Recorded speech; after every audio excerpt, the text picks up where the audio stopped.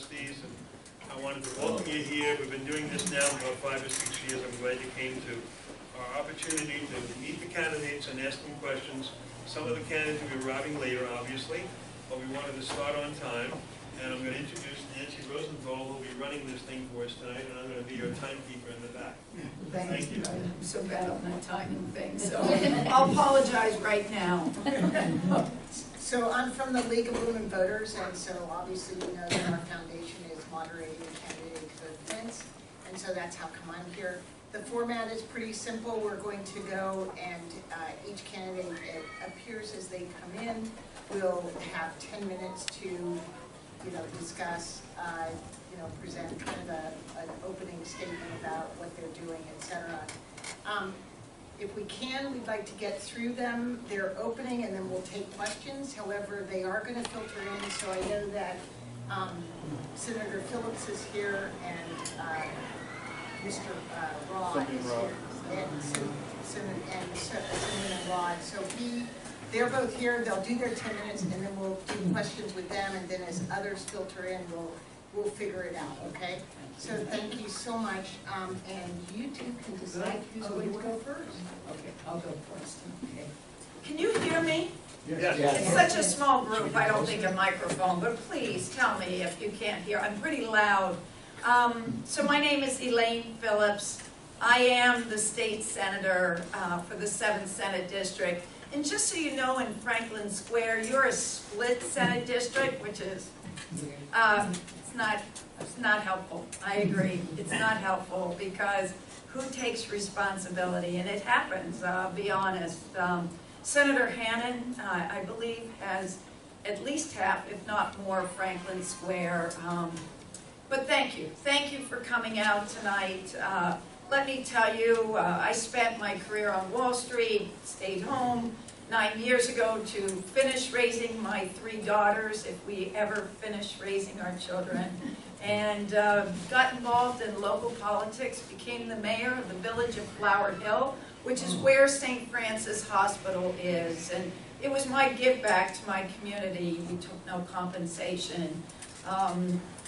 Learned the importance of roads and sidewalks and garbage and street lights, and there is no better form of government in my mind than local government. Senator Jack Martins, had this Senate seat. He came to me, I guess, 2.5 years ago and said, "Can I take you out for a cup of coffee, Elaine?" And I said, "Sure. That'll be the last time I get a cup of coffee with Jack Martins." And he said he was going to run for Congress. And I said, "Senator, congratulations."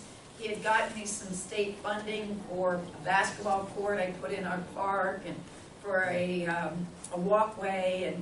And I said, "You have my support." And he said, "I need more than your support." And I said, "What do you need, Senator?" And he said, "I need you to run for my Senate seat." And I will honestly say, 3 years ago, if someone asked me I'd be in this spot, I would have said you're crazy. But I am so truly honored to represent you in the New York State Senate.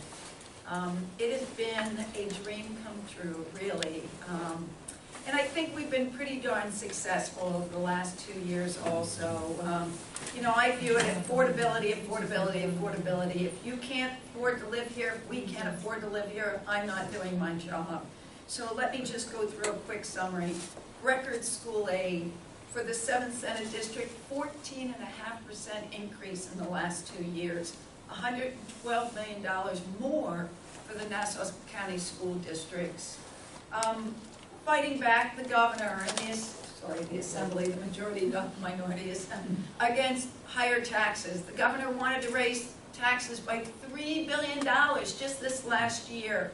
No, governor, sorry. Part of my job is to say no, right? Yes. To make those tough decisions, right? We doubled the STAR rebate tax credits for the middle class and upper middle class, really, because it's a high level. 2 years ago, I ran on a platform of doubling the dependent and the child care tax credits, and I really believe the governor heard me. And in my first budget, we doubled the dependent care tax credits, and that's important because a lot of our population, none of us, are aging. But a lot of our population is aging, right? And who's caring for those individuals? A lot of times it's the children and women who are not working. So the least thing we can do is double the tax credits. My first piece of legislation was to protect senior citizens. 14 years ago, when the then county executive Swazi raised taxes by a lot, we put into place a tax credit for senior citizens. It expired 2.5 years ago. My first piece of legislation was to allow that tax credit to be put back in place. And I'm proud, because who more than our seniors that build our communities should we protect? On the environment, I've been endorsed again by the New York League of Conservation Voters, the premier environmental record. Water is our most valuable resource here on Long Island. We drink the water that you are sitting on, and we must protect those 3 aquifers. We've got to protect them from saltwater intrusion, and we've got to protect them from emerging contaminants. And we have one contaminant that is starting to emerge quite a bit. You'll hear about it, 1,4-dioxane. Really, Senator Hannon, I'm going to give him credit. He chairs the health department. He was instrumental in leading, and me signing on with him for historic funding on water infrastructure, $2.5 billion last year, over a 5-year period of time. I will tell you, the 7th Senate District has done very well already. And last but surely not least are some of the social issues. I sponsored the first piece of gun legislation that has been passed by New York State in 5 years. And that is a legislation that takes firearms out of the hands of domestic violence abusers. People convicted of domestic violence. There is now a procedure in place to make sure that those guns are removed. At the same time, if someone is wrongly convicted, there is a procedure to get those firearms back. Historic, or truly landmark, I will say, sexual harassment legislation, and probably most importantly, we got through stripping away taxpayer-funded pensions for, government officials that are convicted of ethics violations. I mean, the fact that our tax dollars were going to pay for these politicians who were convicted, was just mind-boggling. So the policy side, I feel strongly with. But you know what? The job isn't all policy. The job is helping my constituents. We've done at least 40, I've done one here. They're called senior scams for our senior. We bring in the Department of Consumer Protection. They give our seniors tools in their toolbox to prevent scams, and scams are happening all the time. We have done free breast mammograms. We have done free prostate screening. We partner with NYU Winthrop. We had 70 men just 2 weeks ago. We have done a huge outreach for the backstretch at Belmont. I was able to secure $1.5 million for after-school programs for all across Long Island for children at risk. So, you're as good as your team, right? No individual can do this alone. And I am truly blessed, and I'm looking at them back here, to have an amazing team around me, because I could not have accomplished everything I've done in the last 2 years without them. So I have worked hard. I really have. And I just would like you all, please, ask me questions, look at my record, but most importantly, get out and vote on November 6th. It is our democratic right. So please, and thank you.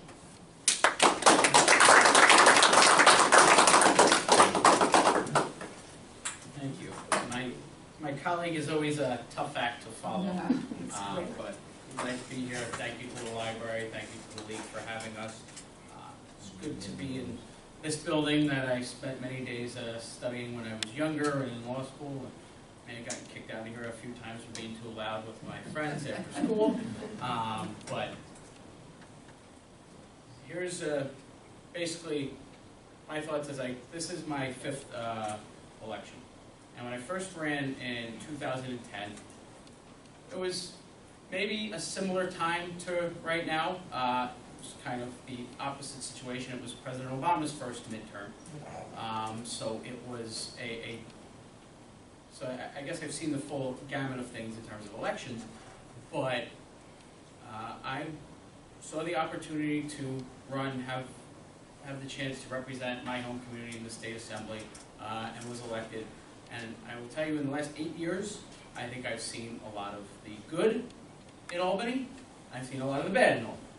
I've seen what can happen when people kind of roll up their sleeves and take in the right information and come together to get good things done. And I've seen what can happen when when things get jammed through in the middle of the night, in a non-transparent manner. So that's definitely the bad of government.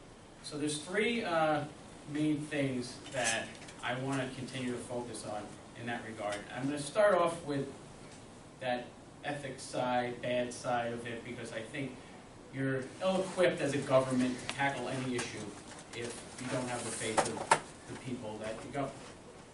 So we've done some good things in Albany to help clean things up. We've put in more restrictions both in law and in our rules in both houses in terms of outside income, much more stringent disclosure requirements. It used to be kind of like you'd have a category and maybe it was like, guess how much you make in outside income. It could be hundreds of thousands of dollars in a range. We've streamlined that so that you get much more accurate information.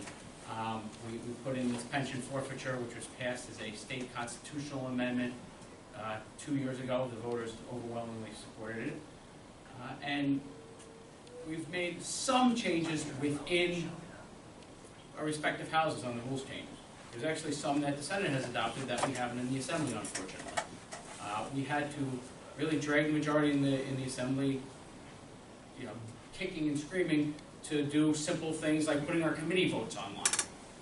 We got the rules changed to live stream our committee meetings, which they still haven't done, even though the Senate does. These were all things that originated with our conference. I think we also need to look at things from a more global perspective.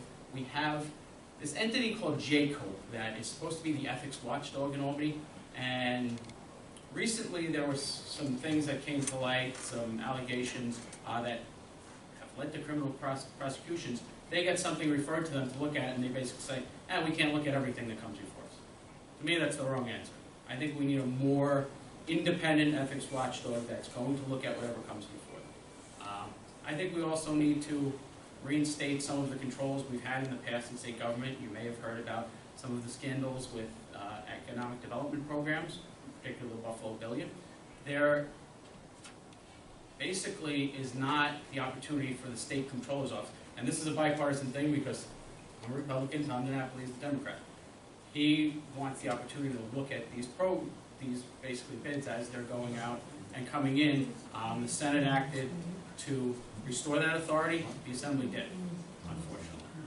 Along with that was a database of deals which would basically put all the information out there for the public. Again, acted upon by the Senate, didn't get acted upon by the Assembly. So those are some of the things I think we need to do along with internally in the Assembly. I'd like to see us adopt term limits for both committee chairs and legislative leaders. We've had the same health committee chair since before I was born in the Assembly. Yes, it's before I was born. So they have term limits on legislative leaders and all that in the Senate. And we do. So these are some of the things I think we need to do. But let me just move on to 2 other issues. One that has certainly been a core issue for me is education. I spent several years as the ranking member on the Education Committee. It was at an interesting time in education when the new Common Core was coming in, these new state tests came in. There were basically remarks from our, at the time, Secretary of, well, he became the U.S. Secretary of Education, but it was our Commissioner of Education, that was like building an airplane in the air. I'm not a pilot, I don't know if any of you are, but I don't think anybody would want to build an airplane in the air. It was rushed through, it was done completely wrong, done from a top-down perspective. And I think one of the most important things we have down here on Long Island is our local school districts. We have excellent schools, we have locally elected school boards, and we were doing too much from the top down rather than allowing our districts to come up with their solutions and do it from the bottom up. So I went around the state, we had hearings, we suggested a lot of good pieces of legislation and solutions, and we've slowly moved in that direction. We still have a long way to go in terms of loosening some of these mandates, giving flexibility to our local districts. One of the major ones has been the governor pushed a whole bunch of new education policies in his budget a few years back. Many of them were not so, not only well-intended, but they were, I think, intended to be punitive. We have to go back on that.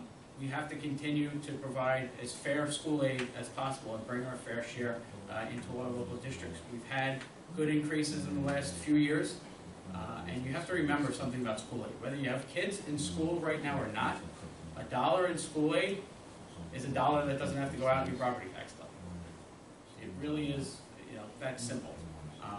And with the property tax cap, which has slowed the growth of budgets from everything from libraries to school districts to towns, villages, and counties, it's important that the state continue to make those investments. The last thing I want to talk about, which segues very easily from what I'm just talking about, is affordability. Like Elaine mentioned, we have something here on Long Island that we have a population. People have been here for generations. Many of the people who built our communities are struggling to stay here. We need to continue to do everything we can to give them that opportunity.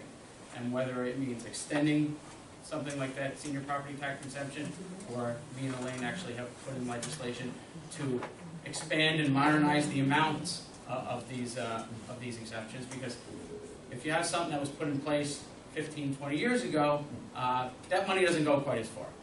I think we all know that well. So you have to kind of modernize the amounts that we're basing these things on to make sure we're giving people those opportunities. I'm proud that we have, in the time I've been there, adopted several state income tax cuts, restored the STAR rebate checks, which had been taken away back in 2009, 2010, when the entire state government was controlled by one party, and I was running in that election, and that was a big deal. That was a big problem. We've managed to roll back the MTA payroll tax that was also adopted at the time, but I think we still have plenty of work to do to make New York not only more affordable for all of our middle-class taxpayers, for our seniors, for our young people, but also to make our business climate more friendly, so that we do some favors for our Main Street businesses rather than just for the big programs that the governor is pushing. So I thank you for being here this evening. It's a pleasure to be here, and I'm looking forward to your questions. Thank you.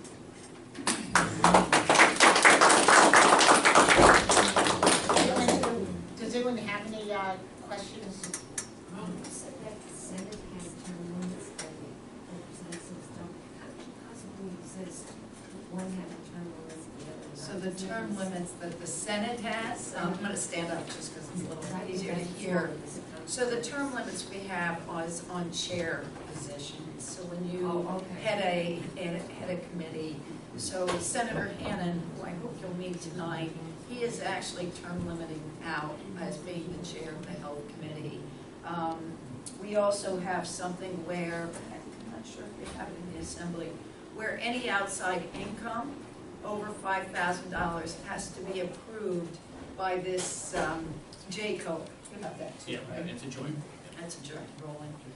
So, we're chipping away at some reforms that I believe, and as Assemblyman Ross said, will really benefit kind of getting that old way of doing things up in Albany out of the way. It just apply to the chair, it doesn't Yes. apply to terms in the Senate. No, we don't have term limits What yet. is it, 2 years? Every 2 years. So it's kind of crazy. The entire New York State legislature turns over every 2 years. I mean, Have they ever thought about extending it to 4 years and having term I'm new, limits so on how long we could be there. That would that's be more smart. productive. So that came up a little bit a couple years ago, because one of the things, so a few years ago, there was talk back and forth, in the state budget, there was a pay raise commission adopted. And that was one of the topics that came up as something of like some grand, compromise or something that was gonna come up. It didn't really go anywhere, so I don't know if that's something that would ever happen, but I think if you were ever to do that, and it would probably make sense if you were doing term limits, to whatever the appropriate length is. I don't know if it would be 2 4-year terms, 3 4-year terms, but that would be something. 4 years about. makes more sense, Yeah. It's silly, you just elected me. You barely get there and you have to cancel. I mean, I figured, I had to remember where my office was this past January, and now I'm re-campaigning. And I'll tell you something, as a freshman senator, I went up in the Senate my first year, and I was like, wow, such great bipartisan, everybody was getting along and going out to dinner with each other. And I went up this January, and I didn't get that same feeling. And naively, I asked someone, what's wrong? And they said, Elaine, it's another election year. So, yeah, it should be 4 years. You didn't elect us for 2 How years. can we get that changed? You'll probably be constitutional convention. Well, it would, to get that change would be a constitutional convention, Constitutional amendment. which, we turned down last year. Or it would have to come through the houses up in Albany. And that's really a fairly remote possibility. You'd have to do basically, if you did a constitutional amendment, outside of the constitutional convention process, it has to pass the legislature, successive legislatures, so it can't pass in 2017 and 2018 because that's the same legislature. It happens. That's how the pension forfeiture happened. It was passed a few years ago. It was passed 2 years ago, and then it went out on the ballot. So, Wouldn't be that easy. theoretically could happen, but it's not something that I think is likely to happen in the near future. Does anyone have any other questions? I have a question for Ms. Phillips. What is your position on charter schools? Charter schools. Thank you for asking that, because my opponent is saying some things that are inaccurate. There are no charter schools in the 7th Senate District. In fact, I believe there might be 2 on all of Long Island. The fact is, any vote in the budget that gives funding for charter schools, the governor voted for it, Speaker Hasty voted for it, all the Democrats voted for it just as equally.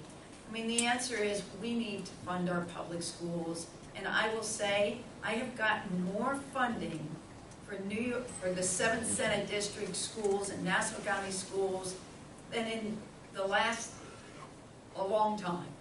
So to say I don't support our public schools, it's just hurtful. It's just wrong. It's totally wrong. So, every child deserves a Class A education, but charter schools are an issue for inner city. They fortunately are not an issue for here on Long Island because, you know what, we do fund our public schools. Thank you for asking that next. Any other question on that? Because I know she said a few things about me. Any other questions? You have some questions they were prepared? That's what I'm headed towards.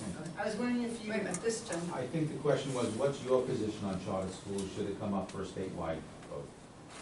Well, charter schools are public schools. We allow charter schools in New York State. We do. And the answer is, I have not voted for them or against them. There is no vote on them. They exist. They've existed for 25 years. This is not a new issue. My position is I'm going to support my public schools. Thank you very much. That's what's in my Senate district, or public schools. I don't have charter schools. Wouldn't charter schools come from the local school districts if they wanted to have them, though? Because it is in the state that you can't have them. So it would have to come from your local school board Yeah, not me. citizens within the local area would have to want a charter school for some reason, propose it to the school board. Well, who is it that allows them to go from 300 to 400 to 500 schools, charter schools within the state, regardless of where they are? Is That would that a take state legislature, or by- is that just the by- government? That would take bipartisan But it's been legislation. happening, it's happening. Yes. No, it hasn't happened, sir. It No. hasn't gone from 400 schools in the state to 500? So, and I think this is an important point to make. The number has changed over time. There was a cap on them, but a lot of people are making this a Republican-Democrat issue. When the Democrats controlled the New York State Senate in 2009 and 2010, they doubled the number of charter schools in the state. Now, there's been another increase in the cap because what happened was there was a statewide cap, but there was a cap for New York City, and New York City came and basically said, we want more of them. The governor wanted to push for that. You may remember, it's got to be 4 years ago now, it was a huge topic in the budget because it was basically one of the many clashes we've seen between Mayor de Blasio and Governor Cuomo. So, look, I think it got too much attention in that state budget because we still had the gap elimination adjustment, which was hurting our public schools. So it got, I think, more attention than it should have, but there was a whole debate about co-locations and all these other things. I think there's people in both parties that have them in their districts and are supportive of them, but I think our priority should always be to support our local public schools. But there was a priority put on them when the Democratic Party controlled all three, the two houses of the legislature and the governor's office. back So in they, 2009. meaning the legislature, under the Democrats, increased the number of permissible. So therefore, legislators, senators, and assembly people vote on it. But there is no Yes. legislation that right now. Yes. Well, my question then is, how have you voted? If so, and how will you vote? I've never had to vote. There is no How will you vote? legislation. You know what? I support our public schools. Would I support charter schools? If Rochester and Syracuse and New York City came to the legislature and said our schools are failing, we need these charter schools, I would look at it, but it's hypothetical at this point. There are no charter schools in my Senate district. My job is to fight for the public schools.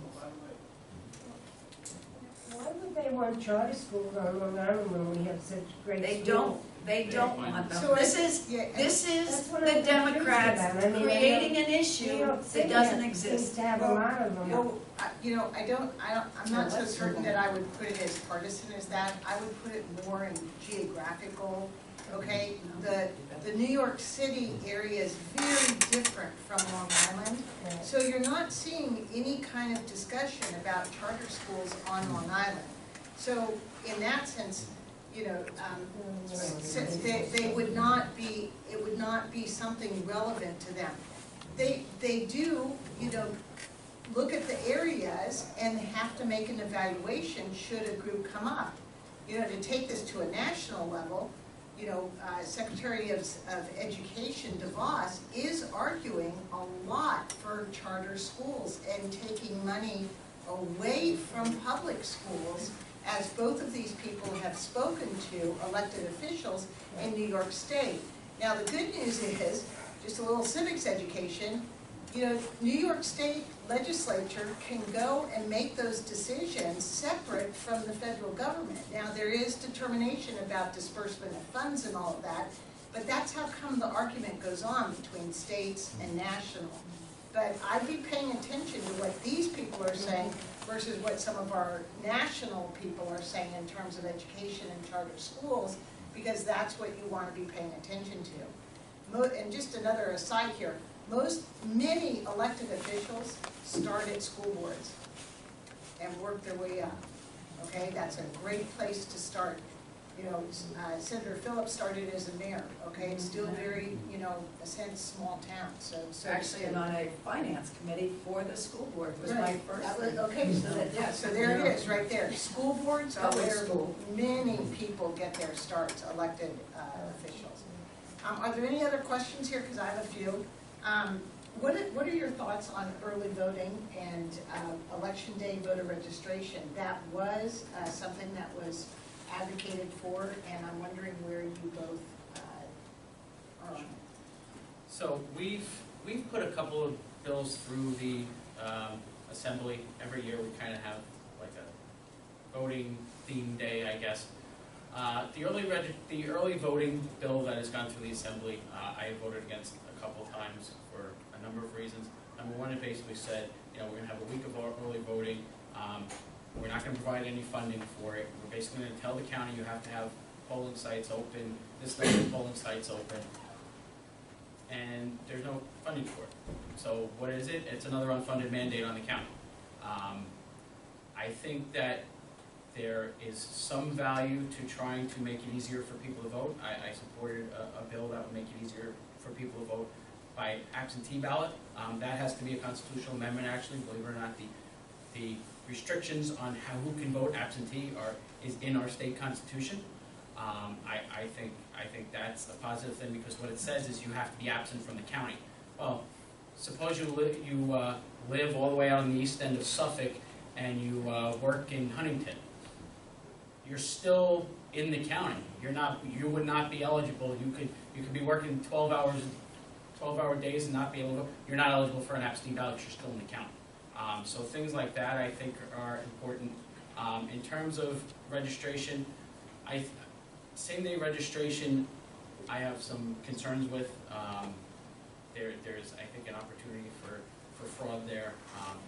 We should, though, have things like... We all know that there has been no fraud, especially on Long Island. I would not agree with that at all. Well, you know, you could go to the Board of Elections and they will verify that, because the league has done that. So I don't think that's something that can be verified, because somebody can ask a question about somebody and they can turn around and walk out of the polling place, and that's never documented anywhere. And I know for a fact it's happened. So,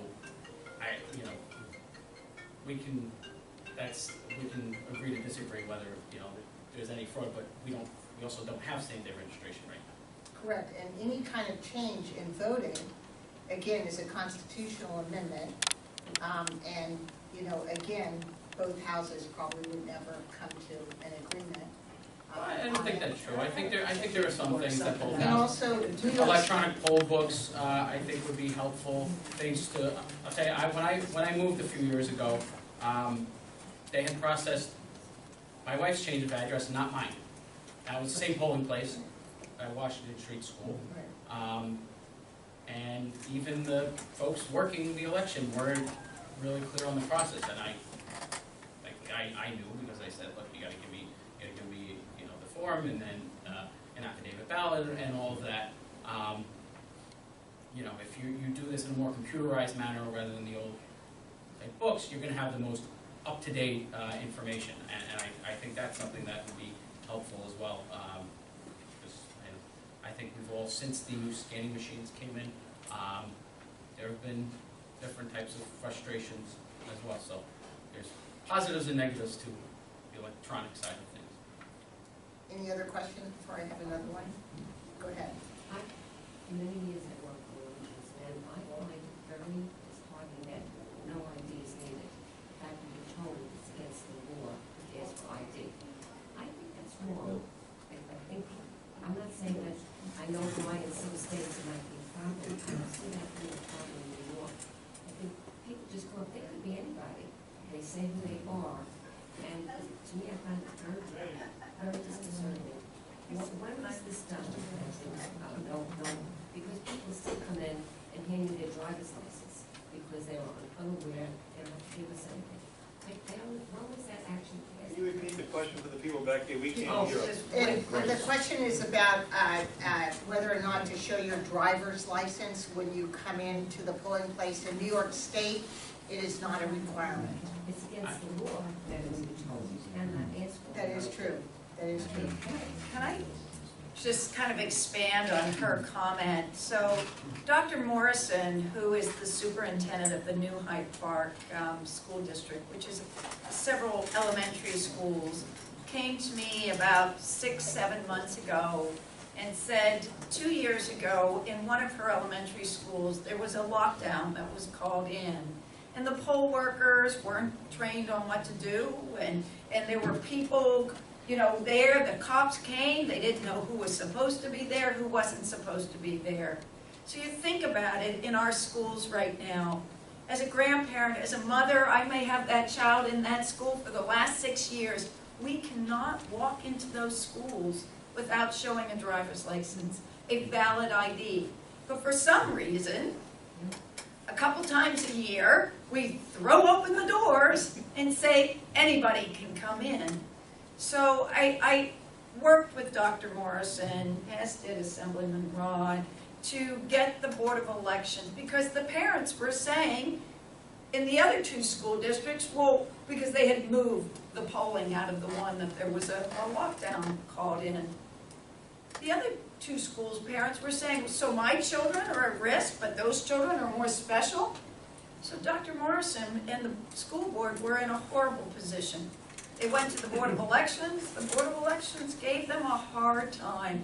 In fact, I would argue certain people within the Board of Elections were unprofessional, and I'm being polite.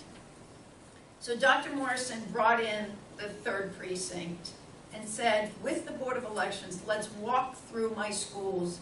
Let me show you how I cannot protect these children during an election, during an election day. And the 3rd precinct pointed out all kinds of problems in that school. Ultimately, she got it changed. And I put in legislation a couple weeks ago that basically says that school districts have the right to opt out if they can prove to the Board of Elections that they don't have the security measures in place and an alternative site that is ADA compliant, that there's parking, are put in place. You know, in today's day and age, where we have seen some horrific acts in our schools throughout the country, it seems counterintuitive that a couple days out of the year we throw open those doors.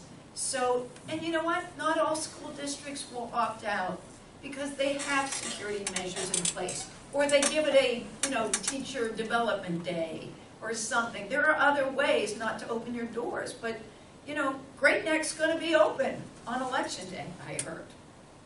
You know what? They have so many holidays in September that, you know, so many children of Jewish faith that, you know, in order to get state aid, they have to open up on Election Day. It's their choice, I get it, but school districts should have the right to opt out of being a polling place. Sorry. No, just Taylor, I mean, that's not something that was recently enacted. I mean, the only situation that I know of that people kind of can ask for is if there's some reason to believe that the person, you know, is not who they say there is. Like, you may know, you get the little postcard in the mail with your polling place. That's kind of a way of verifying after you register, you know, where you live. Well, as you can imagine, sometimes if you don't change your registration, if you move or something, those get returned. So there, you know, people can have a list basically of ones that are returned, because now you have a reason to believe that somebody may not live there anymore, and that's the only circumstance I know of that people sometimes will ask for ID. So it's not like a recent thing that the legislature passed something in the last couple of years, but like Elaine said, particularly when you get into schools and things like that, there is a lot of concern that is coming before us now from parents that are basically saying we go through all these security measures every single day. Spend millions of and dollars. then, you know, Millions. it's different on those days, which is, frankly, we talked about early voting before, a concern. There's no, you know, we don't know exactly which location we're going to use for that. That's a concern with the. Any other questions? About campaign finance, what are your thoughts about putting some caps and legislation in place to limit where money comes from, caps on how much? Can you speak to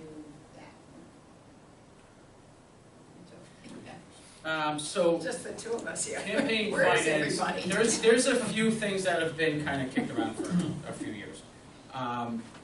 there had been a lot of talk about publicly financed campaigns a few years ago.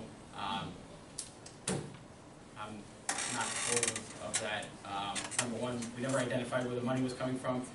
Number two, if you look at what goes on with that system in New York City, I mean, people have basically used that, found ways to game that system to just get these big campaign coffers. But moreover, we had the bill that came before the legislature. They called it some type of, some fancy, we always have these great names people give to things so that it makes it harder to vote against.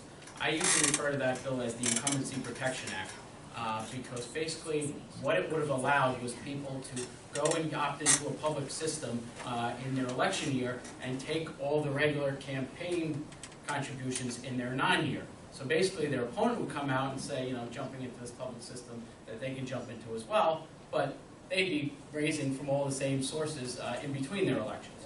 That didn't really seem to make any sense to me. There are things that we can do in terms of some of the contribution limits. I think the ones for legislative office are probably around where they should be, but executive office in particular, the limits are very high. There is this thing that's out there called the LLC loophole. The governor claims he wants to get rid of that. He has, I think it's either $1 in $6 or $1 in $8 in the last 20 years that have been given through that loophole have gone to his campaigns, be they for attorney general or governor. So that's one. Basically, what it allows is LLCs to give as above what would be the limit if you're looking at a corporation. So I mean, I've supported legislation to cap that, but we have to, I think, be realistic about what we're looking at. There needs to be, Gotta get the governor on board. I think he's playing a bit of a shell game when it comes to that particular issue. But, given that the way it is, okay, what I'd like you to speak to is what are your beliefs about it? What do you think about corporations being people and being able to give, that's what, try to keep it away from what's going on and more about what it is that you would like to see enacted. Well, we have a corporate limit. The problem with the LLC, like I said, is that they are able to give over the corporate limit. I have supported legislation to make them the corporate limit applicable to them. But basically what happened was years ago, the State Board of Elections decided that they would not be treated like a corporation. About 20 years ago, I think. I would absolutely support eliminating these LLC loopholes. It would take the governor to really jump on board of this. I don't believe in publicly financing campaigns. I don't want my tax dollars going to fund individuals. I don't. It's my tax dollars. I mean, to go for resources, but not for campaigns.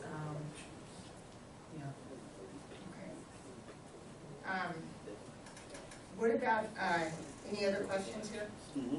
What about limiting compensation earned outside by state legislatures and statewide officials, and their salaries and So I'll take that. So, technically we are a part-time legislature. If you ask my husband, he would say I work more hours than I ever had on Wall Street. But that's my choice, right? It's my choice. And I'm fortunate. I'm in a stage of life where I can do that. I can argue both sides of if we turn our legislature into a full-time, which might make sense, because many of us work. It's not a job we stop doing. The problem of that is I know some of my colleagues in the Senate. Senator Murphy is in Westchester County. He's a chiropractor. He maintains a chiropractic business. Senator Amador's family owns a construction business. So you would have a legislature that didn't have this diversification. The beauty of it is allowing outside income is you do get a diverse base. You don't just get, people on their last careers or people at the beginning of their careers. We do have, though, this limit that I said, that any outside income that we make over $5,000 has to be approved by this JCOPE, which is the bipartisan, it's not perfect, but it is a bipartisan oversight ethics board. It's very difficult. It presents problems for lawyers in particular because they have a lot of different clients, but you know what? It's the way it is. So, you know, I could go either way. I mean, if they want to make my job full-time, I'm already working full-time anyway, but I just would worry that we wouldn't have the diversification that we have now. Yeah, I voted for a bill a couple of years ago to cap our income at 15% of the legislative, our outside income at 15% of our legislative salary. But like the senator says, where that gets tricky, it's easy to look at that through the lens of, you know, an attorney or somebody that's making some salary. It's a lot harder when it's somebody who maybe has their own business. We have a colleague in our conference, he owns a dry cleaners. I don't know how that works, and I also don't know that you can have two sets of rules. You know, one that applies only to attorneys, although many people don't like attorneys, so maybe people would be okay with that. But I don't know that you can really have two different sets of rules.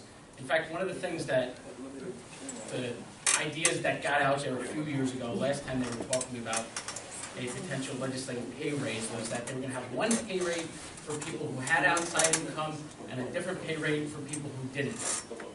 There's a problem there because the state constitution says all legislators shall be paid a like salary as determined by law. So, just not constitutional to do it that way, but I mean I have in the past supported doing it as a percentage of a cap as a percentage of the legislative salary. All right, any questions on that? Can I say one thing? So Senator Hannon has joined us and is someone who was elected 2 years ago with lots of financial service industry knowledge and lots of local mayor knowledge, but not the policy knowledge. I cannot thank Senator Hannon and his guidance over the last 2 years. This is a good man, you guys. He really is. I'm doing a little promo for him, but you know what?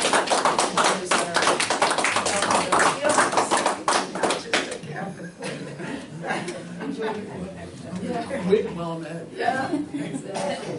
Should we, Yes, let's give Senator definitely, say 10 May I minutes to ask a everybody else. question? I need to be at another meet and greet on the North Shore. If you have a question for me, I would answer it. If not, if I could go to the other one, I would greatly appreciate it. Anyone, any questions? Yes, sir. this probably doesn't pertain to anything, but it just aggravates me. Bill Cosby gets convicted, 80 years old, taken in handcuffs, right to jail. Sheldon Silver, he's on vacation somewhere. Dean Scalos, he's not gonna have another trial because they're working on a retrial. Same thing with Cosby, they're working on his retrial. Why does he go right to jail and the other guy just wants to, are in Bermuda?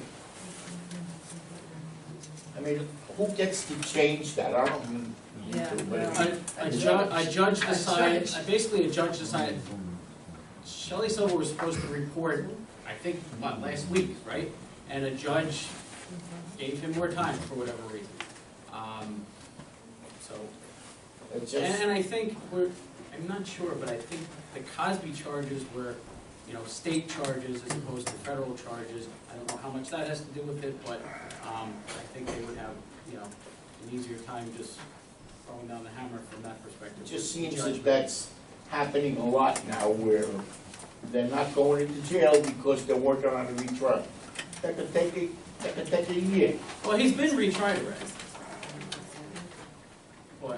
But he just, for whatever reason, they were supposed to report it, I think, within the last week or so, and the judge decided to give him more time. I don't know why. Okay, thank you. He's been sentenced, all convicted, everything. Somehow he's still moving. So I just want to thank you. Thank you all for taking the time. Thank you all for listening, but most importantly, get out and vote on November 6th. Thank you.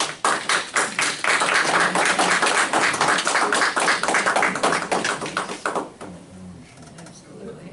Yeah, they're well deserved. It's good to see you. Nancy, I'll see you tomorrow. Thank you for doing this. Thank you all.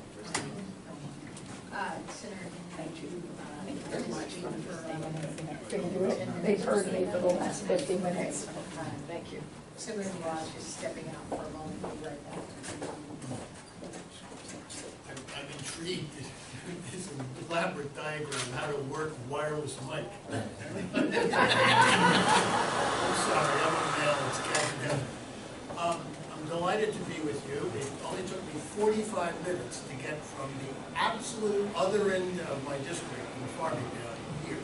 And this is the end, the western end. We're very appreciative. Well, Thank you. and I'm sure all the tough questions have already been answered by Senator Phillips.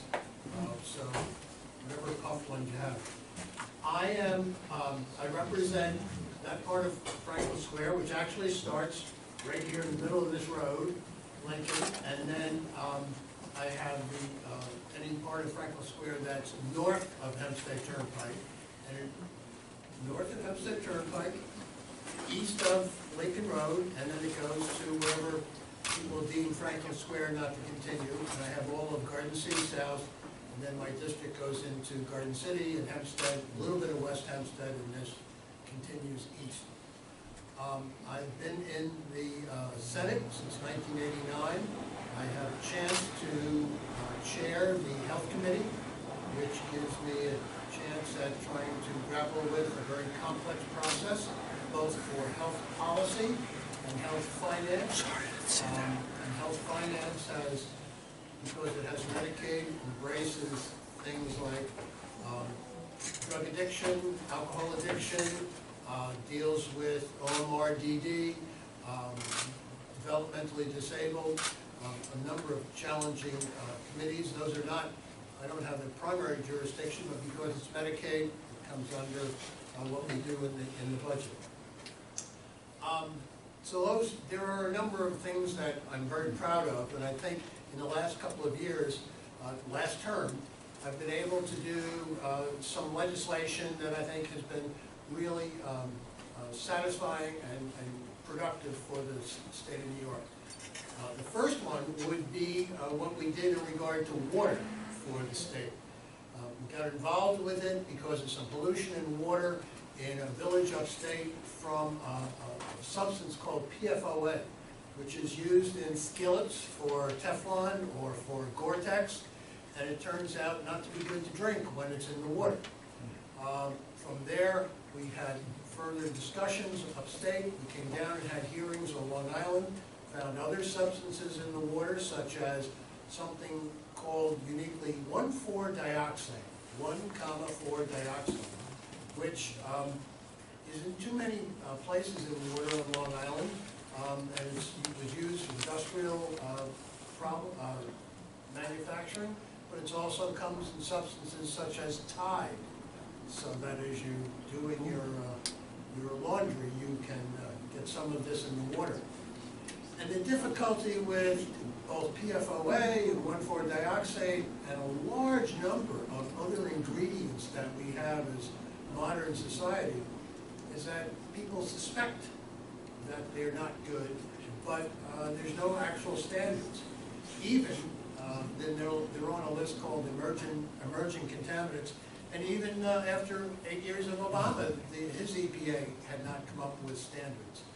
So we negotiated very hard with the governor, and we have a water council in the state that has been appointed. It's had several meetings, going to take advantage of any number of different other states in regard to what should be limits on these substances, and try to give guidance, because many of our water districts are facing the fact that they know these substances are in the water, but they don't know what's safe, when to cut it off, etc.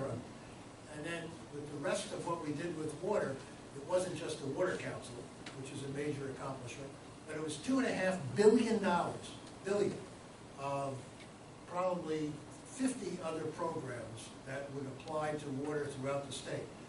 Disposal of water, sewerage treatment of water, the acquisition of water, replacing lead pipes. It just goes on and on. We're an older state, we have a lot of infrastructure that needs replacement, and we have a lot of needs. So much needs that we did $2.5 billion last year. The comptroller of the state, Tom DiNapoli, said, I've looked at the number of different municipalities around the state. I think we're going to ultimately have to get $40 billion to deal with this. So this is part of the problem. Not everybody is as sewered as Franklin Square is, so we're a little bit lucky. One of the other things that I was able to do last year was get the pharmaceutical drug take-back bill passed, whereby there's going to be a take-back receptacle in all of the pharmacies in the state starting next year. And the idea on that is, A, we don't need to have people flush things down the toilet. Antibiotics can get down and affect the water supply. Nor do we need to leave substances in a medicine cabinet so that somebody else in the family might use it wrongfully. So get it out of the circulation. Now, is this a big thing? Oh, I absolutely can tell you. Ed Ross sponsored with me the drug take-back just down the road at Sanitary District 6 on right opposite the old Island Garden. And we must have had, I don't know, 8 big black garbage bags just in 3 hours for people bringing the drugs back. So what we're trying to do is get this done on a regular basis going forward, so we don't have to have the police there at all times. We don't have to have all of this extra disposal. How are you going to get rid of those drugs? Incinerate them. And there's already been a bid out to Cavanta, which runs the incinerator down in Roosevelt Field. They're going to do that throughout the state. They won the bid. They'll incinerate the drugs. So those are just 2 of the pieces of legislation that I'm proud of, and continue to work. It's the challenges are there, especially in health. They don't end, and trying to meet those, whether it's a young population, a middle-aged population, or an aging population, there are major challenges wherever you go. So, just a few minutes. Any questions? Oh, I'm not running this. You are. Oh, no, go ahead. It's fine. I defer. Do we have any questions for Senator? Yes. Yeah, I want to first of all, I'm new to the area, to the Queens, all my life in New York City. Welcome. And I'm very impressed with your legislative record, because I get all your mailings. And there's so much you do, I couldn't even begin to analyze it, but it looks favorable. But I do zero in on one subject that's dear to my heart. That's my dream before I die, to get universal health coverage. And now, as the chairman of the health committee, I was wondering what role, I assume you played a significant role in ensuring the passage of the Affordable Care Act and the expansion of the Medicaid program. Yes. And in fact, you talk about universal, are you talking about single payer? No, I'm just saying to cover everyone. Well, Whether it's single payer or something else, I well, want to get into. single payer is a whole system off on its own. Yeah, I know. But right now in New York, because we have Medicaid managed care, we have the essential health plan, we have children's health plan, we have family health plan, we have expanded coverage in the state so that 95% of New Yorkers have insurance coverage. And of the remaining 5%, and I just was going to a lecture with the lady who runs the Medicaid program, of the remaining 5%, half of them are really eligible, so that if they were to get hurt and they had to go to a hospital, they would be covered. They just haven't signed up. So that we have, I would say, as universal as you're ever going to get. Now, is it a great system? People talk about single payer because they're not just happy with the system. There's lots of glitches in the system. People who got Obamacare, they are facing a health insurance plan with a high deductible. So that if you have a deductible before you get coverage of $5,000 a year, and you divide that by 12, that's a heck of a premium you're really paying that doesn't show up on the books. In other cases, people are not happy with the treatment they got, they're maybe not happy with the billing they got, they don't understand the billing. Anybody look at their bills, you know, they call it explanation of benefits, those long things that you have to figure out. What did I do? How did I do this? I actually had one came in the other day, and my wife was saying, I don't think this bill is right. I didn't do this, I didn't do this. I said, there's a simple reason you feel that. It was for me. So, I mean, the system, people always feel you need improvement in the system, and that's what the grass is always greener. But that takes small warning. I can go on to that one for a couple hours. The other thing that confuses me, because I reviewed your record, and it's really good, the thing that has me confused, and I just like to ask you a political I question. don't think you ever get confused. No. Could you give me your thoughts, your opinions of the Republican Party at the national level to repeal the Affordable Care Act and the current effort by 20 Republican state attorney generals to overturn the Affordable Care Act and the lawsuit arguing the law 22 Are you against those efforts? I don't agree with it. Oh, wonderful. That was quick, I like that. And I think that's great, High five. that within the same party, you have different opinions. Well, that's the beauty of the democratic process. I It agree. was always supposed to be, both parties would be a whole reach of the arms, and you would have wings in the party, and some would believe something, some would believe other things, and it was not as if you might be in Britain or any of the other Commonwealth countries, where if you were a member of the party, you had to vote with the party, and they actually had a term for it. If you broke, you'd be called crossing the bar. So, no, we're not like that in America. And it's refreshing living, because what happened in New York City, over the years, it got to be one party. And I think it's good that in Nassau County, we have two viable parties, and you have the choice. That's my line. I think you talked yourself out. I haven't talked myself out, but when it comes to healthcare, you know, he's the expert. I've learned a little bit from him and from serving on the health committee. But You're on the health committee? I serve on the health committee Oh. in the assembly, but so usually I pick his brain a lot. Any other questions? Well, you covered the health, the Affordable Care Act, so those were my questions for the backup. And let me tell you, New York has done a terrific job with the Affordable Care Act. People got coverage. We have a computer system that really works well for people who sign up. In so doing, we have a computer system that now takes in people applying for other benefits through each of the counties. So it's unified. So they're not sent from one office to the other. And it's part of the reason it was successful is you can concentrate on getting people to go to sign up. Can you speak to Medicare for All?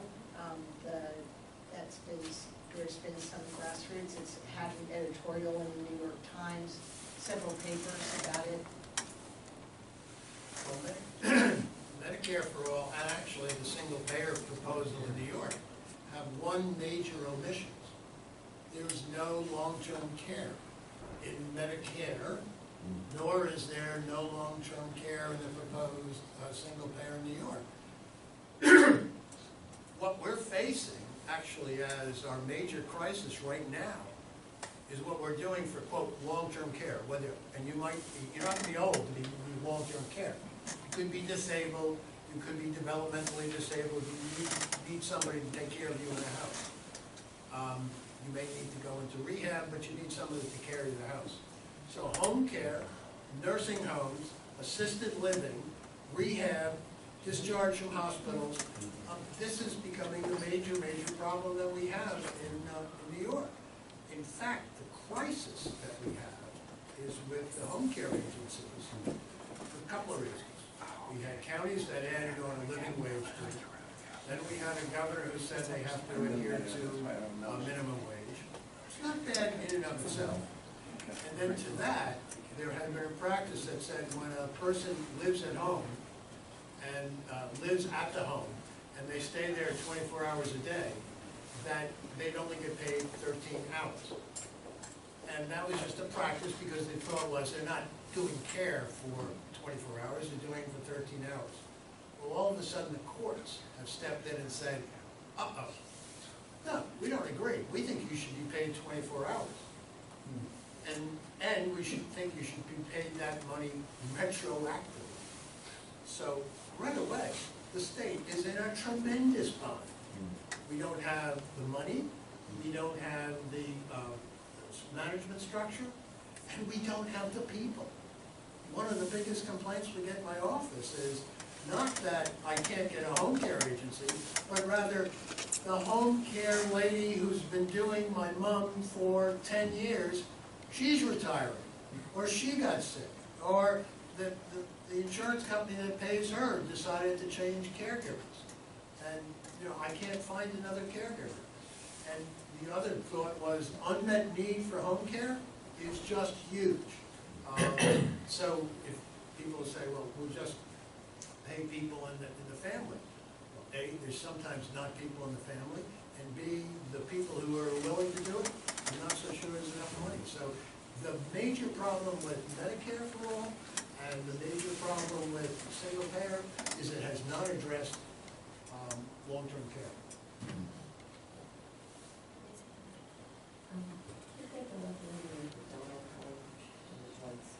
The donut hole, that's the part of Medicare Part D, Yes. which says that the individual who's covered by Medicare Part D has to start paying a bigger portion of the drug until, it's sort of like the first, I forget the numbers, the first 2,000 you get paid. Then the next 2,000 you don't get paid, and then if you get over to 4,000, you get paid again. Apparently it's supposed to go away. And we're within 2 or 3 years of the donut hole disappearing. That's what it's supposed to be. I believe it was done with the Affordable Care Act. Because the interesting part about that is once you reach it, all they take into consideration is what you paid, not the drugs company has paid. So even though you reach that donut hole, and I'm sure I'm not telling you anything you don't know, you're now looking at just what you paid. So it takes an awful long time to get to $4,800 before they pay more. Well, Seems very unfair. you're addressing the major problem, which is the cost of pharmaceuticals. Yeah. And it's not just these very high-priced drugs they introduce for exotic things, such as hepatitis, and they put it out, and it was a course of treatment, the vape pills that cost $100,000, which can just take everybody's breath away. But it was also, as we looked at the system, now, the system's run by the feds, which drives me crazy. But as we looked at the system, it was a drug that might cost $8, and it cost $8 5 years ago, and they raised it to $16. Then they raised it to $32, and it doesn't look like it's a high-cost drug like that. But if you have to pay that, and it's tripled and quadrupled in price, it's outrageous, and that's happened with a lot of the little drugs, the little price drugs. So Medicare, Trump has circled around, of all things, he's circled around and said he's going to address it, wants to have them advertise the prices. We're not there yet. We passed in the legislature, Ed and I, a bill that says the insurance company's limitation on a pharmacist telling you whether or not you are better off paying this in cash or paying it through your insurance company. They have limitations of this. Insurance companies put those restrictions on the pharmacist. It's called a gag order. Well, we passed a law prohibiting that. I think last week they passed some federal statutes in regard to drugs, and they're going to follow in our step. But that's the little, you do little things And then, of course, you get the question is, how are you gonna lower the prices generally? And the Congress had decided a number of years ago, we're not gonna let the people who make the plans for Medicare negotiate with the pharmaceutical companies. Oh, wait, that's ridiculous. We do negotiate in New York. We put in restrictions on the companies. They can't participate on the Medicaid program unless they come and negotiate with us. And so that's where we're going with that. Any other questions? There's one guy in the back shaking his watch. Me? Not at all. It's only a joke. Could you speak, some of the laws already spoken to, but about campaign finance, the LLC loophole, reducing campaign contributions, what your thoughts are? It's a big topic. At the end of the day, the money is too much, people are giving too much, there's an LLC loophole, there's also independent expenditure committees, there's unions, all of the things which make it unseemly. You're restricted by the U.S. Constitution and the decision that says you can't put restrictions on. And so, because people giving donations, it's a form of their expression.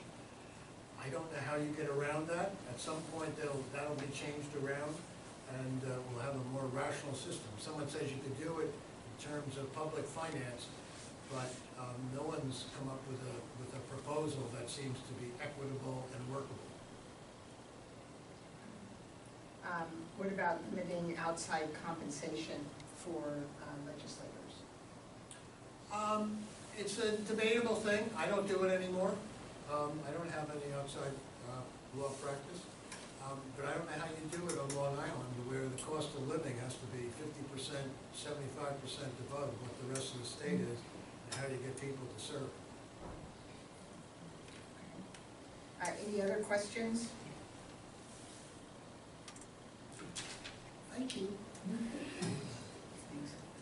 We hear that Anna Kaplan is in the vicinity, and so we're waiting for her to come. I've been doing 3 or 4 things each night, every night, and she's named on it. So it's a delight to be with you. Thank you very much, and Thank you.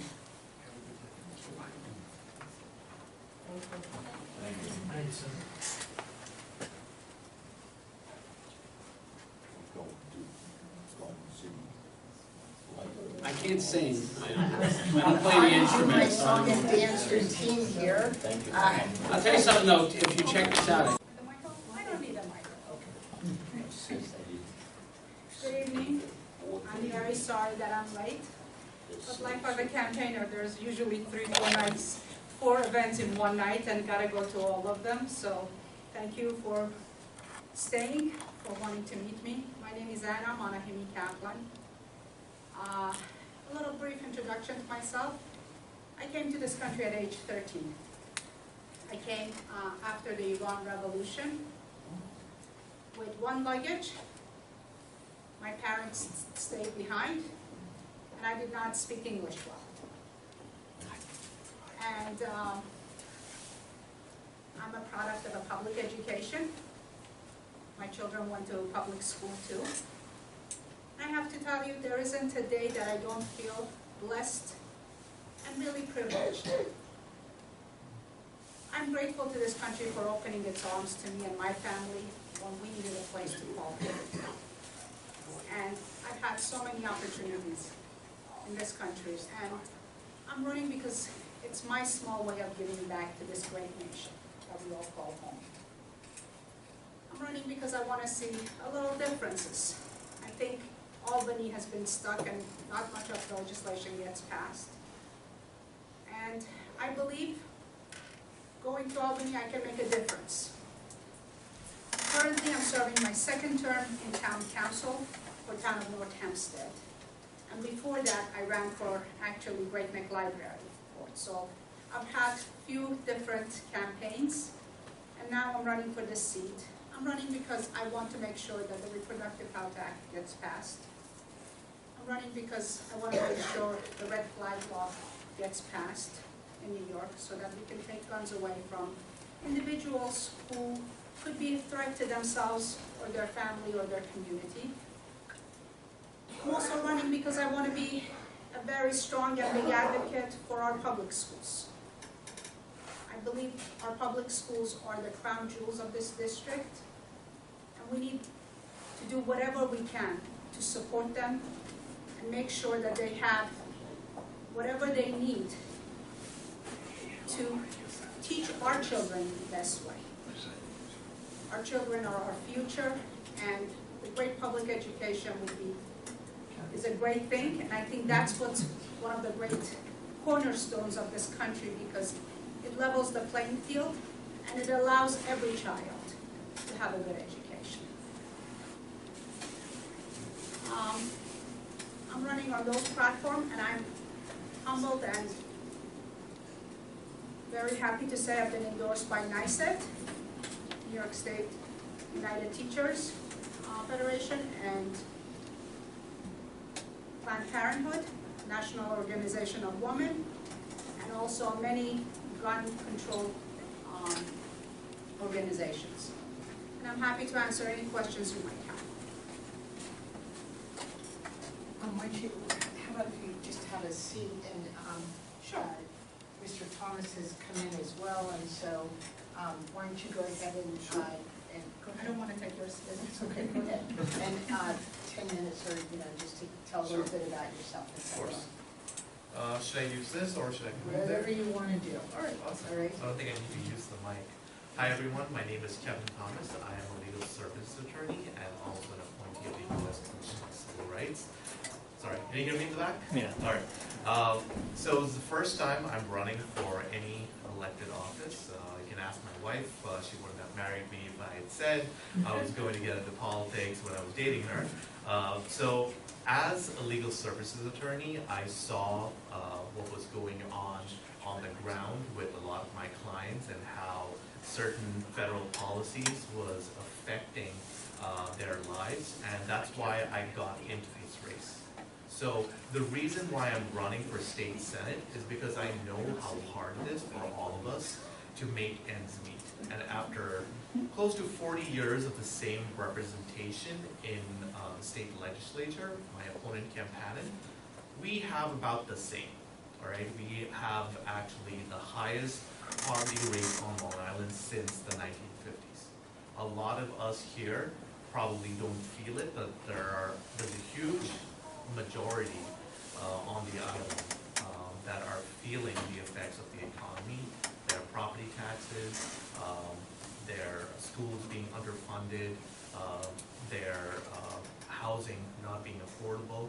We have a lot of senior citizens that are leaving the island or going into foreclosure because they can't afford their property taxes. We have a lot of young individuals leaving the island because they don't have good jobs here and they can't afford to live on the island.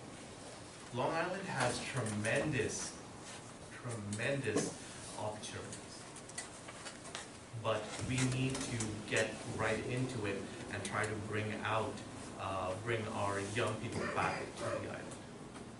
As United States Senator, there are a number of issues I'll be fighting for. Number one would be to bring more money to our schools. Our schools are underperforming, they're overcrowded.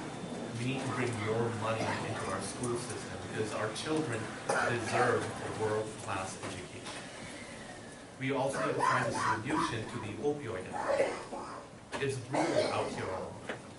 And my opponent, Kemp, Hannon, sits as the chair of the healthcare committee, and he's taken money from opioid epidemic. We also need to find politicians that are ethical. And by that I mean individuals that we can hold accountable for their actions. My opponent, Kemp Hannon, double dips his salary. You know what that means? That means that he takes a state pension while also taking a state salary. He rewrote the rules for himself to do it. None of us can get that kind of luxury, but he does. We need to close the LC loop. We need to look at how the state legislature pays senators for their per diems. We gotta restrict outside income. There's so much we can do. We need to put more money into our infrastructure. Our roads are crooked. There's so much here that we can do on Long Island to make everyone's lives better. We need to pass the red flag law. We need to make the SAFE Act stronger. We need to protect unions. We need to protect our women. Women's equality is #1. We also need to find an affordable way of paying for healthcare. These are just a number of issues that I'll be fighting for. And I need your help November 6th. I need you to come out and vote. Come out and vote for a new voice in the state legislature. Come out and vote for me and Anna Kaplan. Because together we can do a lot for New York State. Thank you.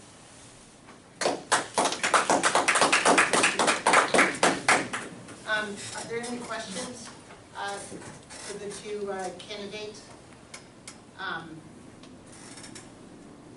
All right, so let's see here, which one is it? How about if both of you speak about to early voting, and assuming we're already has, if you want to, you get some new idea here, so feel free to, all right.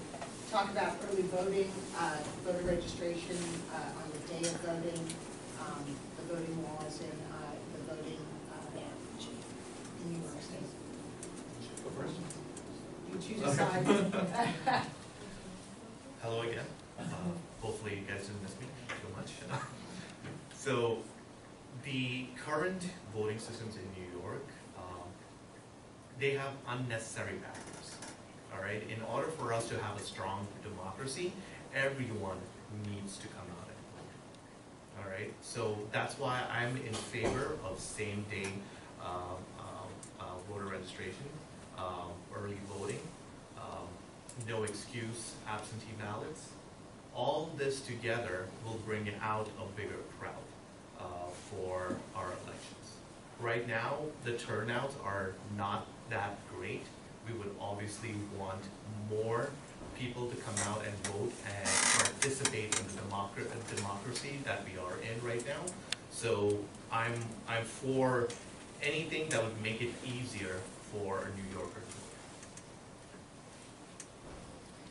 So I come from a country that we didn't really have a right to vote. I understand how important it is. Our voices can only be heard when we're voting. So I'm all for making some changes. Having more than one day. I understand there are a lot of people who live very early in the morning to go to their work and come back late at night and could be tired, there could be a line, they might be late. We need to have more than one day. We need to do away with having an excuse to do an absentee. Possibly thinking about having a weekend where people might not be at work to be able to vote. Those are all really reasons and suggestions that we could look into to really expand that, so give opportunity to a lot more people to participate in our democracy.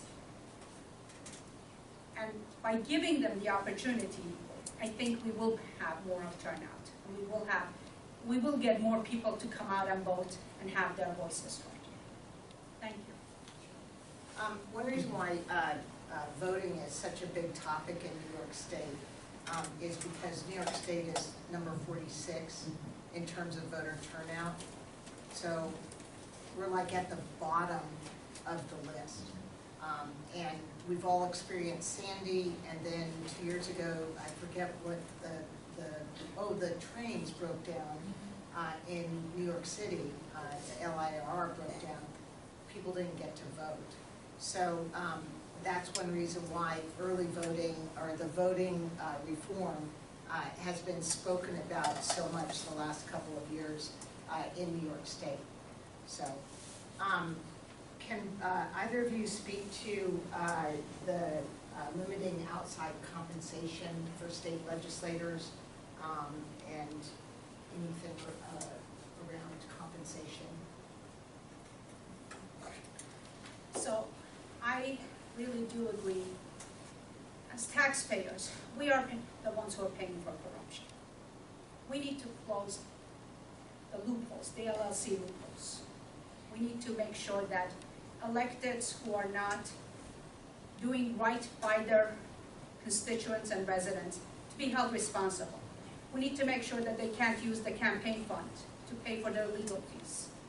We need to make sure that we reduce, there's no reason why a New York senator, a candidate running for New York State Senate, has a max of 11,000, where someone running for Congress, their max is 2,700 or 5,400. We need to reduce the amount of contribution. I believe in term limits personally. I think that's a good way to really cut off a lot of people just sitting and being complacent and not doing anything within their power. And I also believe possibly increasing the salary of some of the electeds so that they wouldn't have jobs other places and they would not be really in a shape to take more money or direct some contracts to their families or people that they know for a bigger contribution. Those are some of the suggestions, and I think ethics, it's about time for us to really have ethics reform. For the last 8 years, there's only been one meeting for the ethics. And my opponent, Elaine Phillips, chairs the ethics committee. In the last 22 months, she's held one meeting. As we all know, here in Nassau County, we've seen corruption on both sides of the aisle, Democrats and Republicans. We need to hold everyone accountable. And I don't think one meeting is sufficient. Thank you. So I would push for any sort of legislation that would restrict outside income for a state senator or a state legislature, where their job would conflict with their role on the state senate. All right, for example, my opponent, Kemp, Hannon, takes money from opioid manufacturers and he sits as the chair of the healthcare committee. That's a clear-cut conflict of interest. And we need a watchdog inside of the state senate that can pursue individuals that breach that trust and to make sure they enforce conflicts within their committees, conflicts in terms of outside income that they get. My opponent was working for a law firm until just a couple of years ago. All right, so this is just a number of scenarios where, you know, outside income should be restricted for individuals when they are sitting in government. I would push for anything that would help resolve that. So, I'm sorry to do this, but don't apologize.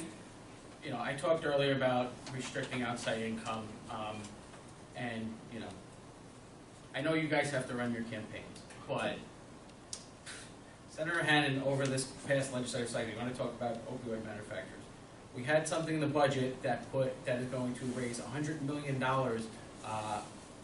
coming in from the pharmaceutical manufacturer. They're not very happy about it. Part of that money is going towards treatment. It should all go towards treatment. The governor's the one who wanted to use part of it to basically backfill the general fund. He also just spearheaded this session a pharmaceutical industry funded take-back program. The program he mentioned earlier, that's going to cause there to be take-back bins in every pharmacy. The industry has to pay for that. That's his piece of legislation. So I know it's important to, you have to make your points, and I respect that, and I respect you as a candidate, but I also know, the senator who was here earlier, he is one of the most respected people in Albany, has served this community well for many years, and I feel the need to defend him when he's being attacked.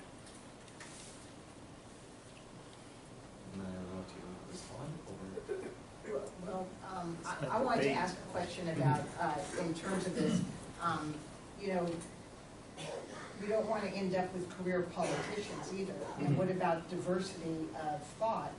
I think the founding fathers had it that, the people that were running our government would also be regular folks.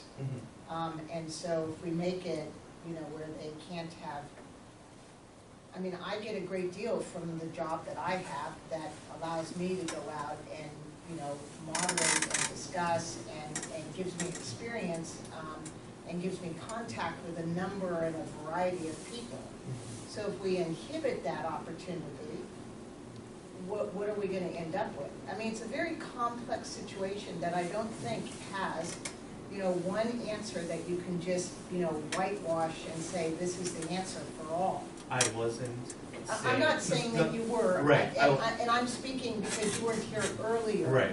So this is sort of just a topic. It's not intended to anyone here. Right, I mean, I was proposing anything that would restrict outside income where it would conflict with their committee rules. Okay. All right. Okay. Because they have a lot of influence in regulating certain industry. They shouldn't be working with that industry at the same So it's a time. conflict of interest. Yes, is that's what I was And saying. you would hope that they would excuse themselves. Right, Right. Kind of like that's what we ask our. yes, Yeah. yes, and there needs to be enforcement. Now, in terms of what he just talked about, in terms of the bill that's gonna tax the opioid manufacturers, it's coming a little too late in the game.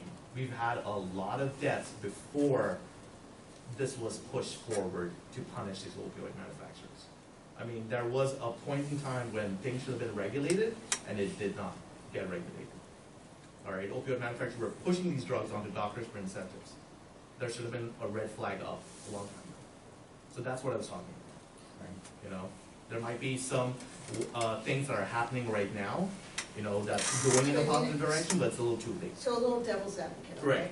So there's a pothole on my street Right. and it hasn't been repaired for 10 years. Mm-hmm. Oh, they come out and they repair it. Well, is that too late that they've repaired it? I mean, I'm playing devil's advocate here because Well, for here's the thing. some reason, somebody finally paid attention to that pothole on my street. Well, the opioid epidemic is not something like a pothole where people are No, but losing you their get my lives. drift. I get Okay. it, but if there is a pothole on the road, there is the municipality that watches over the roads, whose job it is to make sure, even though a constituent doesn't call them up, right, they know where the potholes are and they fill it in time, right? That's the whole job. That's the role of a gatekeeper, right? He's the chair of the healthcare committee. He is the head. He regulates this industry. He should have seen that pothole. That's what I'm saying. Okay. Do you have something to say to that? Because I mean, the opioid, you know, that Oh, seems. I mean, on opioids in general, look, you go back several years, you know, the first major thing the state did, I guess 6 or so years ago, was iStop. And it was something basically that pharmacists were gonna have to use, doctors were gonna have to use to cut down on the doctor shopping. Because what people would do, we've all seen, right, news reports of some doctor that was flooding the streets with opioids, giving out all kinds of prescriptions. So that was to cut down on that because you would get a prescription from that doctor, and then people would take it to multiple pharmacies. Well, so what they started having to do was log it in. If you went to a second pharmacy, they went logged on, that prescription was already filled. So that cut down on it. Now, what we had to do, and the logical next step, was the treatment side of things. Finally, a few years ago, brought in a lot of people in the treatment industry, put together a number of different laws to help with that problem. So there's been some funding into that. There needs to be more. Like I mentioned, this tax, it's called a stewardship program, but it's a tax, really. It is bringing in $100 million, but there wasn't a $100 million increase in spending in that area. I think there should be. We should be putting all of those resources towards that issue. So we have work to do. There's no question. Like a couple of years ago, we opened up what's called a recovery center in Suffolk.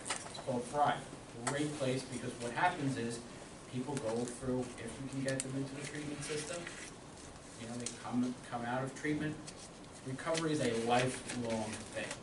It's not like, okay, you're out of treatment, you're done, you're cured. It's a lifelong thing. And this was a place that people could go, have peers that have gone through the same thing as them. So they wanted to have one on Long Island and try to make it as central as possible. But Long Island's a big place, so we'd like to see one on Long Island, in Nassau, just like there's one in Suffolk. We need more of them.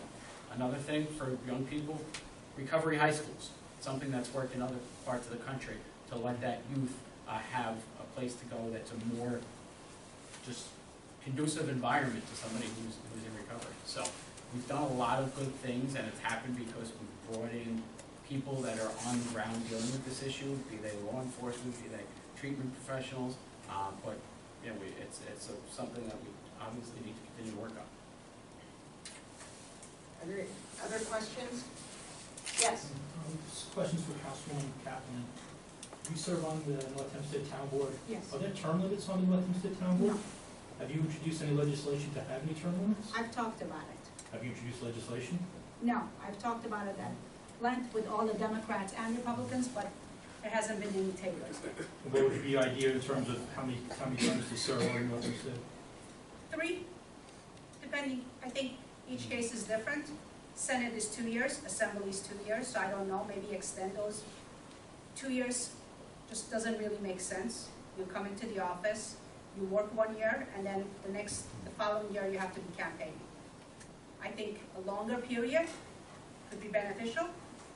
3 terms. I'm not really that,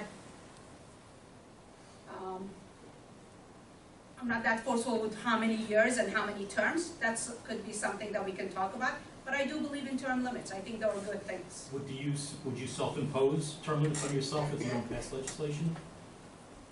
Or would you just voluntarily leave, say, well, I served enough and then I'll just move on? I won't be doing it too long, yes. I've always said, you come in, you bring in new ideas. Yes, I'm not planning to be there for life. If that's what you're asking. You don't have any sort of like terms of years. It's not like 12 years. I ran the or- first time because I wanted to make a change and differences, and a couple of things got done. I ran the second time because I wanted to finish those. I might consider another run. Most probably not really much after that. So the League of Women Voters of New York State did a very thorough study on term limits, and I think you can find it on their website, lwvny.org. And it was a lengthy study that took about 2 years and encompassed the whole state, as well as federal offices. And it's very interesting reading to see what they came up with, especially in terms of the time, how many offices to serve, as well as the justification for it as well. Because there's so, again, it's not a simple answer. People that have, well, we all know, there are people that are in office that have been there a long time and are still doing the good of that many voters support. Then there are those that have been in there a long time that maybe are not doing so well and don't. So, it's a mixed bag, and it's hard to, it's really, the machine, the political machine turns very slowly. We all know that. And so when you talk about the opioid crisis and all of that, we could talk about the gun crisis in the public schools. The machine turns very slowly in terms of getting to a place to enact the legislation that then is going to become law. And I think that many of us, especially in New York, which we all know about the split second at a stoplight, you hear the horn behind you, we want things to happen very quickly in New York State, and they don't. But that's just what legislation and politics are like.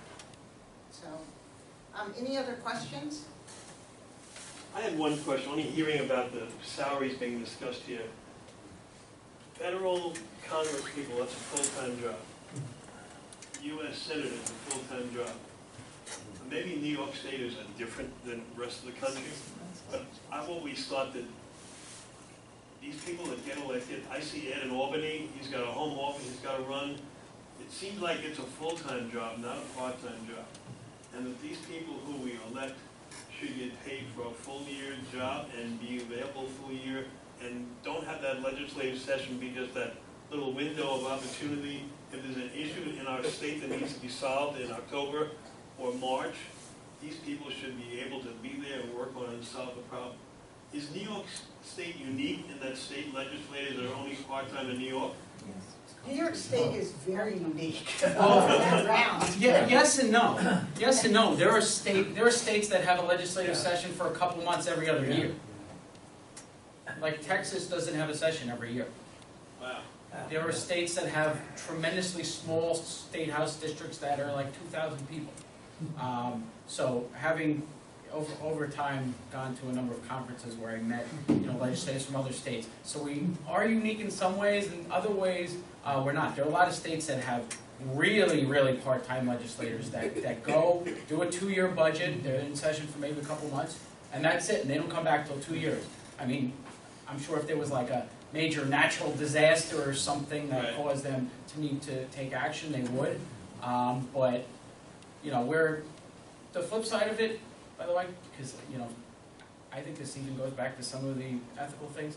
If you wanted to make us full-time, then maybe we should be a truly deliberative body and, have conference committees on bills and have more extensive hearings when a piece of legislation comes up instead of it just being kind of, it gets introduced and if you can get everybody on board, like that, it's into law, which is, I don't think, a good way to legislate. I wish we had more hearings on major pieces of legislation. That's if we were ever to go there, and I will tell you, I've been doing this for 8 years. We certainly work full-time hours, and I've never had a constituent call my office after we finished the legislative session in June and said, "Call me in January." And I don't think any of my colleagues have either. But again, that's in the state constitution, correct? No, well, in the past, years ago, they used to, once the budget was done, they kind of were done for the year. So, I mean, our session could be longer than it is. Actually, for years, the budget was always late, so they'd be in session all of July and August. The year I ran the first time, they didn't have a budget till the middle of August. The last 8 years, the budgets have been close to on time, so we've pretty much gotten out of there in June.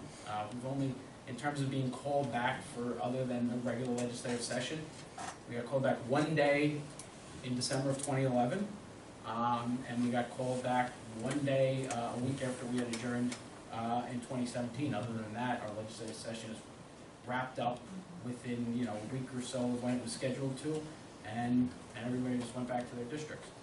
And that's not to say we got everything done that we should have gotten done during any given legislative session, but I think there are a lot of different models in the country, and there are some that look at it completely the other way. And as you can imagine, maybe there's some of the more conservative members of our conference who think and say, look, let's have every other year and cut the salary in half and all that other stuff. But I don't think that's ever going to happen. I think it's much more likely we will go towards what Bill's talking about. Any other questions? I'm Can I sorry. ask a question that's not related to the campaign? I think those are the most exciting questions. so That's excited. the kind of forum Tell the story, that makes because for a good thing. I've become a fan of Jamal, the fellow who was killed, the post writer. And you told me you're from Iran. Should I have hope, feel that the world is changing, and human rights and freedom, and free press is something that will eventually come to Iran and say Saudi Arabia, or am I just naive? Well, I'm a hopeful person, okay? And to me, this country has always been a country of hope. And I really do hope that a lot of other countries, I think people look at the United States of America as a role model. And I do hope that one day, hopefully soon, the regime will change in Iran. And we'll have, yes, the freedom of press, freedom of religion. It used to be a good country when I was there. But the last 2 years that I was there, I witnessed a lot of riots, a lot of firing of arms in the streets. We would basically be home from 7 o'clock at night till the next day. A lot of people getting in the streets and just shouting death to America, death to Israel. And they thought they were getting a better change, but unfortunately, it's really not. And there are a lot of people who are very unhappy and would like to see a change. So I have to say, I am hopeful. I am hopeful that they'll get to a point that they're gonna say no more and make the change. I would like one day to be able to take my children and my husband to visit. And believe me, I will always come back here. This is my home now. I'm a proud Long Islander. My family lives here. My father passed away 2 years ago. My mother lives here, my friends live here. I love Long Island. I would love to be able to represent this district. And I do believe as Long Islanders, we are one of the highest taxpayers. We need to do as elected whatever we can to bring more of our tax dollars back here, because we need it here also. We need to bring back more money, we need to have more affordable housing, market price housing, luxury housing, because we have all 3 different types of groups that have the need. We need to bring more jobs here, bring more companies here, and help our really Nassau County and Suffolk County. And I'm hoping that I will be that advocate in all of them. I'm truly blessed to already represent about 39,000 people. It would be a huge honor to represent people of the street center. Thank you. Any other questions? Unfortunately, we have a time limitation, I don't think we can take any more questions. Thank you. I don't want to take I any would like people to late, thank- we can close at 9 o'clock. I would like to thank the candidates for coming out of their busy schedule. And don't forget to